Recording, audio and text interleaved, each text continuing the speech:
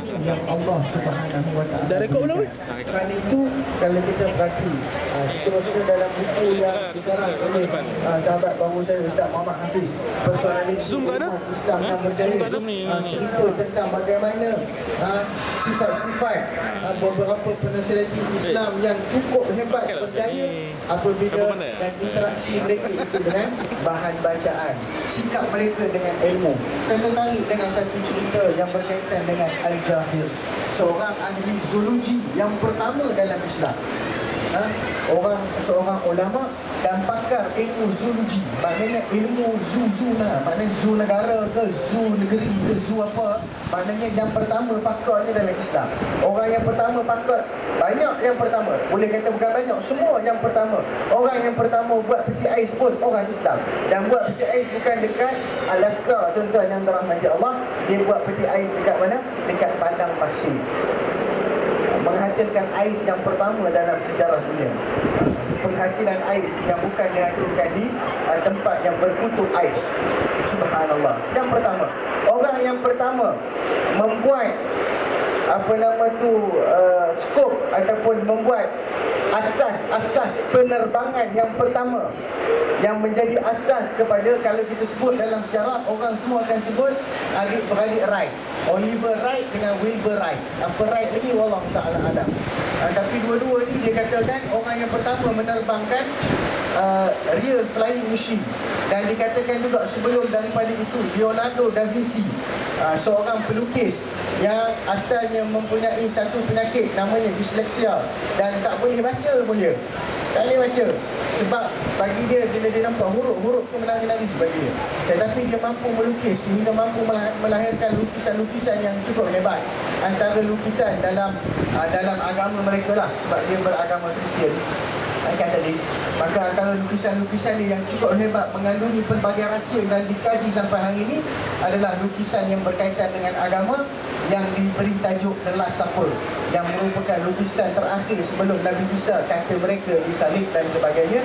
Dilukis tentang makanan terakhir yang Nabi Isa alaihissalam makan bersama-sama dengan Hawariyun, dengan golongan-golongan pembantu Nabi Allah Isa alaihissalam. Itu lukisan dia, maknanya itu dia punya pemahaman.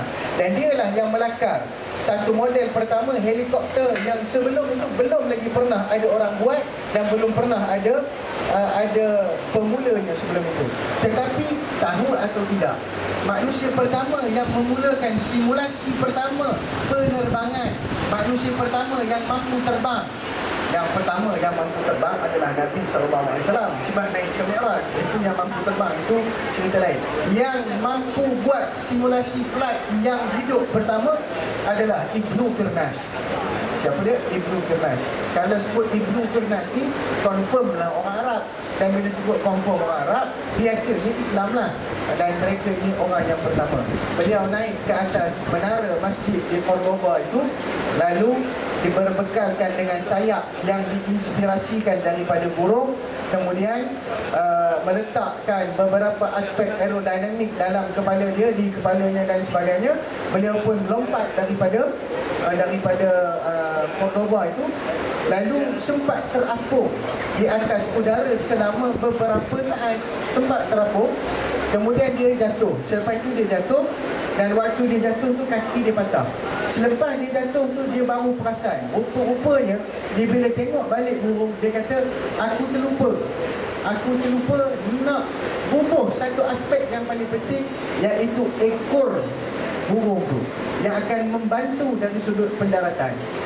Ni yang kita kata belajar dengan Manzurah ni, belajar dengan eksperimen.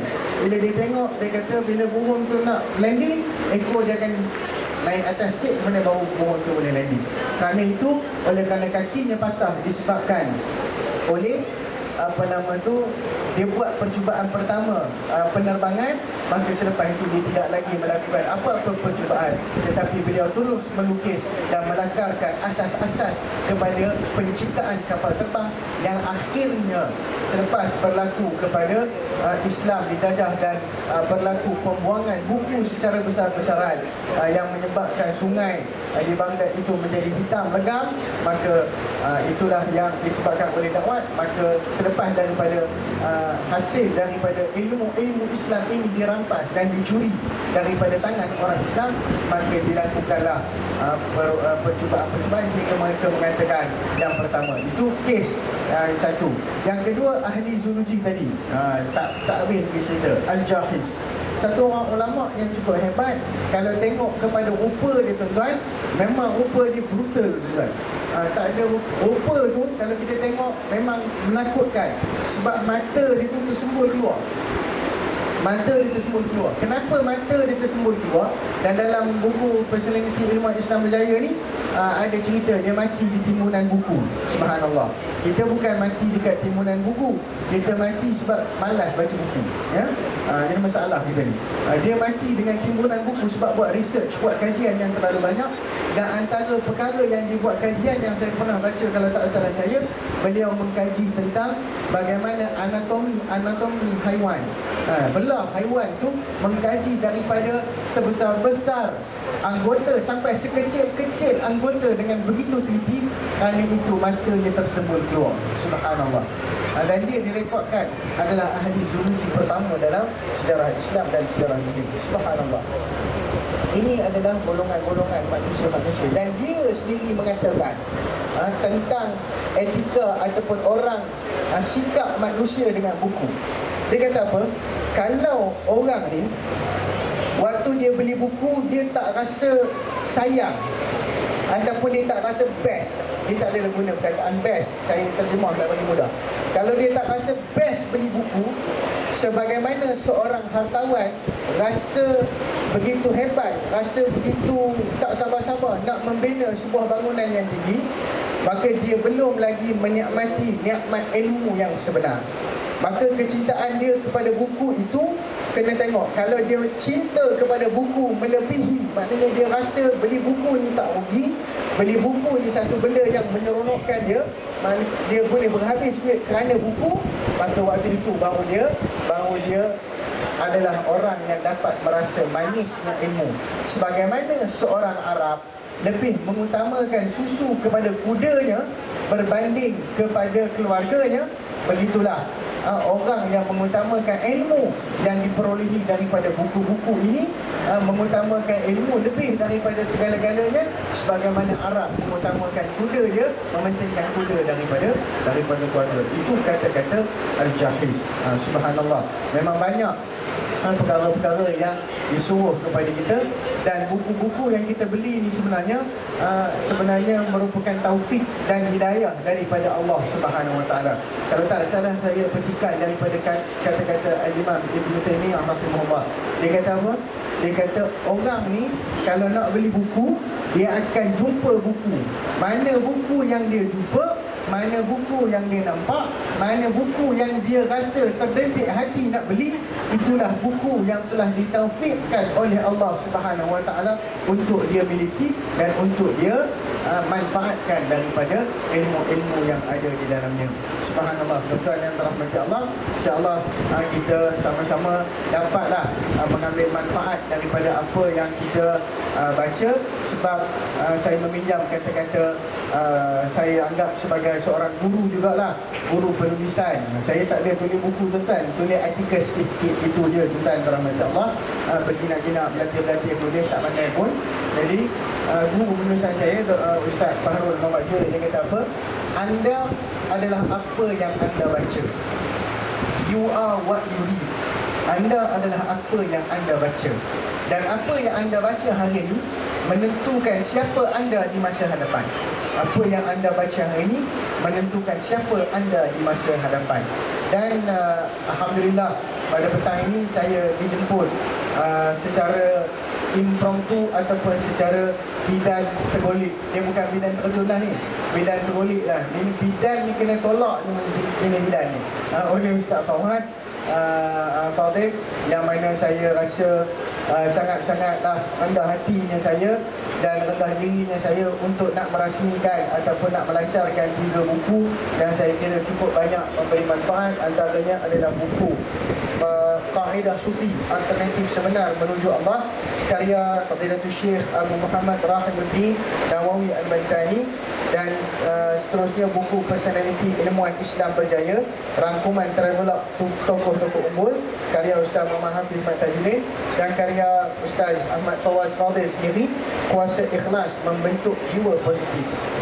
Dan ketiga-tiga buku ni saya rasa cukup hebat, dan waktu saya jumpa Ustaz Fawaz, walaupun dia belum lagi bersama dengan kita, tak apalah, saya memang nak waktu saya jumpa, saya ingat waktu pertama kali saya jumpa beliau dalam satu pertemuan liqa yang kita adakan sama-sama dengan para asatizah dan ustaz-ustaz yang ada di negara kita jumpa. Dan pertama kali saya jumpa beliau, pertama kali saya berbual dengan beliau, saya rasa salah seorang yang kalaulah diberikan peluang untuk saya memilih siapa yang saya nak cakap, saya tak nak cakap dengan orang lain, melainkan saya nak cakap dengan dia.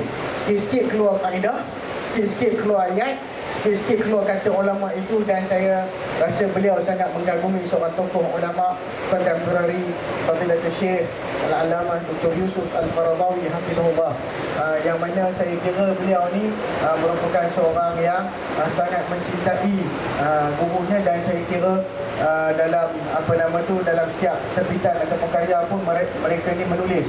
Dan saya kira tuan-tuan yang dirahmati Allah, bila kita nak mengambil ilmu daripada seseorang, tengok siapa guru dia. Jadi maknanya kalau anak murid dia tu gurunya sekian, kalau kita ambil daripada anak murid, tak sempat nak ambil pada guru asal, maka seolah-olah ganjaran ilmu tu mengalir. Dan kita bukan kenal sahaja Ustaz Ahmad Fawaz, tapi kita tidak lupa juga kepada ayahanda beliau yang sangat banyak mendidik dan juga melahirkan, dan saya kira jariah ayahanda beliau yang berbahagia, Allah yarham, Datuk Haji Fadil Muhammad Nur, seorang ulama yang cukup besar dalam negara kita, yang berjuang dalam kehidupan beliau. Dan saya ingat lagi cerita, sebab saya suka tengok video-video klip lama-lama dulu. Saya ni jenis suka tengok video klip lama-lama. Jadi saya tengok waktu yang berbahagia Almarhum Al-Allamah Ustaz Fadil Nur memberi ucapan. Dia bagi ucapan kat mana tuan-tuan? Kat Parlimen. Waktu tu ucapan Parlimen. Ingat tu ucapan biasa. Jadi ucapan beliau ni bila saya tengok, rupanya bukan ucapan, tapi sebenarnya ceramah. Dia bagi ceramah dalam Parlimen, tuan-tuan yang dirahmati Allah, mengajar ilmu, memberi satu saluran ilmiah kepada orang-orang yang berjuang. Beliau ni menyampaikan, dan saya ingat satu cerita yang memang saya betul-betul ingat, cerita daripada Ustaz Fazil. Waktu tu dia cerita tentang bagaimana hubungan seorang hamba dengan Tuhan. Dia kata, lihatlah bagaimana Nabi Allah Musa alaihissalam, tatkala Allah Subhanahu wa taala berbicara dengan Nabi Allah Musa alaihissalam, Allah nak bersembang dengan Nabi Musa. Bila Allah bersembang dengan Nabi Musa, Allah tanya kepada Nabi Musa. Sebab Nabi Musa ni diberi julukan Kalimullah, orang yang paling banyak bercakap dengan Allah Subhanahu wa taala. Kalimullah, bukan kalimutu. Jangan dengan lain tu. Itu lain. Kalimullah, orang paling banyak bercakap dengan Allah Subhanahu wa taala. Bila mana Allah panggil Nabi Musa untuk berbicara, maka waktu itu Allah tanya kepada Nabi Musa, "Wa ma tilka biyaminika ya Musa?" Apa yang ada di tangan kanan kamu, wahai Musa? Lihat jawapan Nabi Allah Musa kepada Allah. Yang ni kata-kata Ustaz Fazil Nur, bila dia bagi satu pengisian dalam Parlimen, saya kira cukup bermanfaat, cukup terkesan dalam jiwa. Dia kata, tengok bagaimana Nabi Musa begitu seronok dia berbicara. Takkanlah Allah Subhanahu wa taala yang maha mengetahui tidak tahu apa yang ada di tangan kanan Musa. Sudah tentu kalau orang tengok ada yang kat tangan kanan Musa tu, tongkat Nabi Musa tu, orang tengok, orang tahu tu tongkat. Tetapi kenapa Allah Ta'ala tanya kepada Nabi Musa, "Wa ma tilka biyaminika ya Musa?" Apa yang ada di tangan kananmu, wahai Musa? Ini menunjukkan kasih sayang Allah sangat memerhatikan kepada hamba-Nya, menyebut perkara yang berada di samping hamba-Nya itu benda yang paling rapat. Contohnya kita tengok seorang kawan kita suka pakai macam Syekh kita kat depan ni, pakai serban kan. Kita pun tanya, Syekh, nampak Syekh pakai serban letak sini, bagus ya Syekh. Nak tanya ni apa benda ni? Ni serban ke ni apa? Kena tanya tu. Dia pun cakap ni serban saya. Mesti ada cerita di sebalik tu kan. Takkanlah kita nak jawab, takkan tak tahu buta ke serban, tak tahu kan ni serban. Itu pun tak tahu ke? Itu pun nak tanya. Tak, menunjukkan keprihatinan. Allah sangat prihatin kepada Nabi Musa. Tanya apa yang ada di tangan kananmu, hai Musa. Lalu Nabi Musa kata, qala hiya asaya, ini tongkatku ya Allah. Kalaulah, kata Tuan Guru Syekh Fadil Muhammad Nur, dia kata apa? Kalaulah Nabi Musa berhenti dekat situ, qala hiya asaya, full stop. Jumlah mufidah, jumlah yang cukup memberi manfaat, dah cukup. Ini tongkat, dah. Bukannya Allah tak tahu apa yang kegunaan tongkat, bahkan lebih tahu, lebih Allah mengetahui. Tapi disambung oleh Nabi Allah Musa alaihi salam, qala hiya asaya atawakka'u 'alaiha wa ahushu biha 'ala ghanami wa liya fiha ma'arib ukhra. Tiga benda disebut. Pertama sekali, ya Allah, ini tongkatku. Atawakka'u 'alaiha, aku berteleku dan juga bertelekan ke atas tongkatku ini, aku guna dia. Wa akhushu biha 'ala ghanami, dan aku mengembala kambingku dengan tongkatku ini. Wa liya fiha ma'arib ukhra, dan bagi aku tongkat ni banyak lagi guna.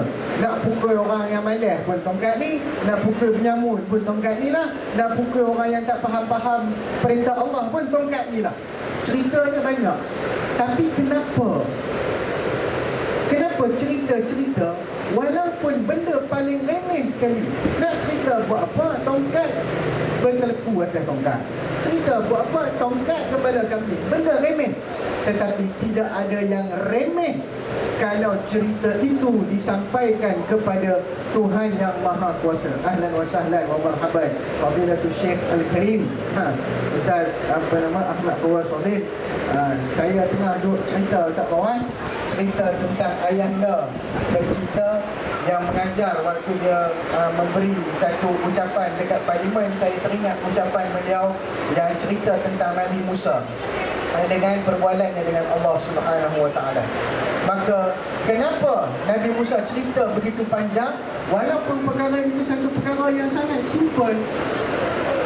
Apa kata Syekh Datuk Fadil Nur, dia kata apa? Kerana lazatnya Nabi Musa ini bercakap, seronoknya dia dapat berbicara dengan Allah, sehingga kan benda-benda kecil pun dia akan cerita kepada Allah. Kalau benda kecil ke benda besar ke kita cerita ke Allah, tapi kepada siapa yang kita cerita? Kita cerita tu kepada siapa?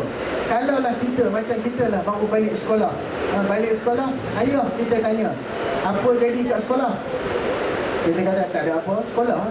Macam mana tak tahu, macam ayah tak ada pergi sekolah. Oh, bukan main lagi. Tapi biasanya seorang anak yang bagus, dia akan cerita, ayah kat sekolah tadi ada ni, lepas tu kawan bawa ni, jadi ni. Benda tak berkaitan pun. Tapi oleh kerana anak tu begitu seronok nak berbicara dengan ayah dia, maka cerita yang kecil menjadi besar kerana bicara seorang anak kepada ayah. Macam dosa jugalah. Sebab itulah dosa ni tak boleh kira kalau dosa kecil ke besar. Sebab dosa kecil kalau kita buat pun, kita buat kepada siapa? Kepada Allah. Contoh dia mudah. Contoh, seorang ayah piat telinga anak, cubit. Benda kecil, cubit biasa, tapi datang daripada ayah kepada anak. Okey, katakanlah si ayah tadi ni, senang cerita, pergi jumpa menteri besar. Dia pun panggil, Datuk, jap, ting, dia cubit telinga Datuk. Rasa-rasa apa menteri besar buat kat dia? Benda sama, cubit telinga anak dengan cubit telinga menteri besar. Tak maaf kan, menteri besar kalau ada. Ya? Tak apa, tak usah menteri besar. Pergi lagi ekstrim. Siapa? Yang di-Pertuan Agong. Ampun tuanku, cubit telinga aku. Rasa-rasa apa implikasi yang kita buat daripada benda yang kecil itu, pasti aku akan kata, I don't want to see you in Malaysia. Ni. Tapi kalau dosa kecil kita buat, bukan kita buat kepada manusia, tapi kita buat kepada Allah, maka nilainya tetap besar.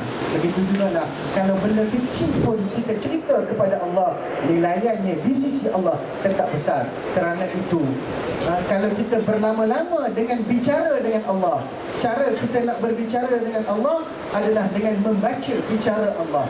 Baca Al-Quran, waktu itu kita akan merasakan seolah-olah Allah itu sedang berdialog dengan kita, menyampaikan ayat-ayat cintanya kepada kita.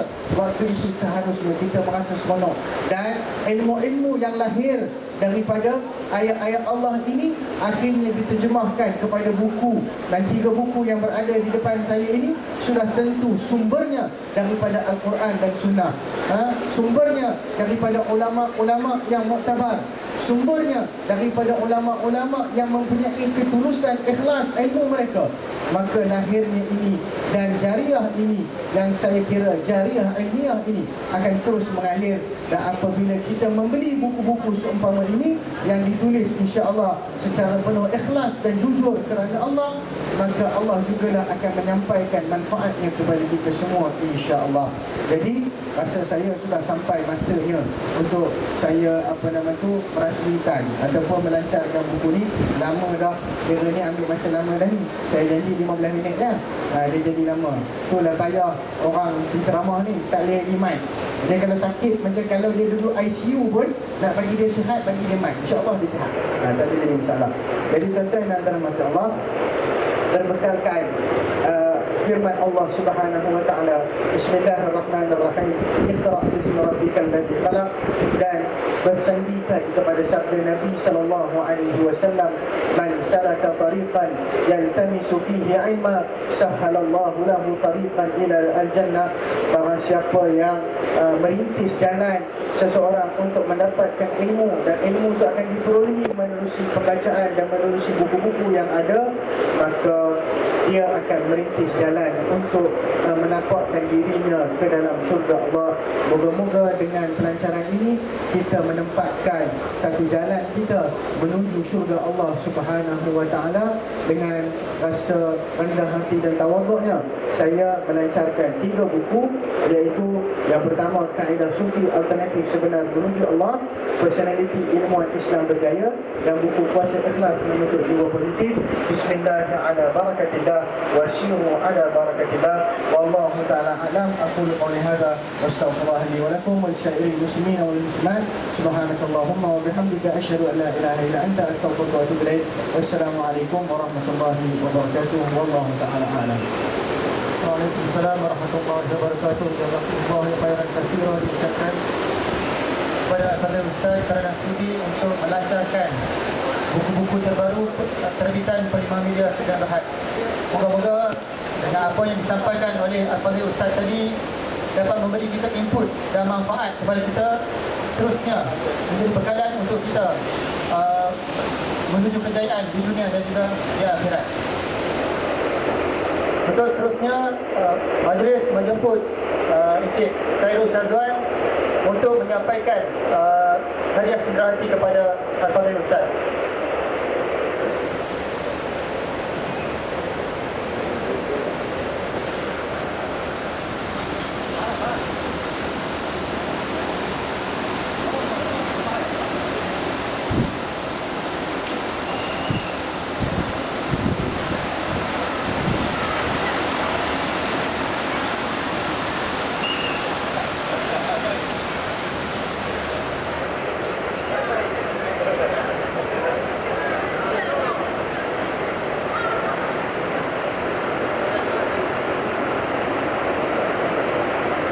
Majlis pelancaran dengan majlis penyerahan cenderahati tadi, maka berakhirlah majlis pelancaran buku kita pada petang ini. Bagi pengunjung-pengunjung yang ingin mendapatkan buku-buku terbaru terbitan Pelimah Media, boleh mendapatkan di booth Pelimah Media ataupun di tepi tempat perasmian kita. Allahuakbar. Assalamualaikum warahmatullahi wabarakatuh.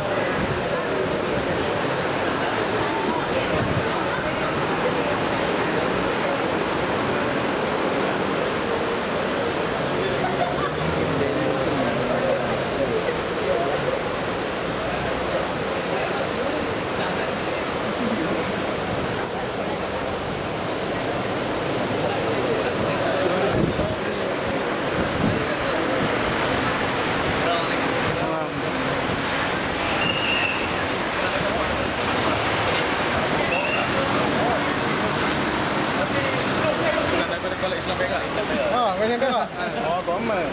Dekat. Betul lah. Saya Kenal lah. suruh datang semalam. Bukan salah Mr. Usni. Nama Usni. sama lah. Nama sama. Ustaz sini di dalam. Usni Hasan. Kereta. Semalam kereta.